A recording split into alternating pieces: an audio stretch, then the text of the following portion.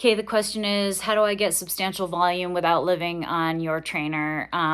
So I would say the general recipe that I use for people that I coach is really just trying to mix things up, a handful of trainer rides a week, some off the bike endurance, some bundling up and riding outside. And maybe some strategic camps down south, depending on where you live. For us here in Salt Lake, we can get to a weekend down south fairly easily and, accumulate some volume on the bike that way. But yeah, the general recipe is doing some intensity on the trainer, 2, 3, maybe 4 days a week, depending on the rider. Maybe getting outside for some either key interval sessions, or if we get like sometimes we get these random 40-degree days, the air's good, it's sunny, and you can actually kind of do a longer ride outside. But again, people's tolerance for the trainer varies, people's tolerance for riding in the cold outside varies, and so I'm usually trying to tailor training kind of around what is doable for certain people. And then, people's timing in terms of daylight also varies. So intensity on the trainer, or if you have a solid interval hill where you can do certain key sessions, that works well. Off the bike endurance, running, hiking, snowshoeing, skate skiing, touring, those are all great. When we are in the winter further out from goal events, generally we can be a little bit less specific with kind of the general aerobic conditioning aspect that we're focused on.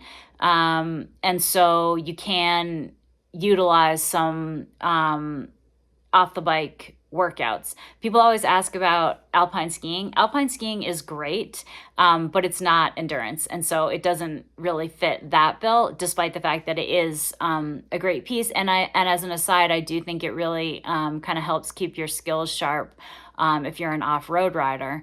If you're able to add a weekend or two or more down south and get some on the bike volume, that works really well. So it is a mix. It depends on the person, but that is my kind of very general recipe.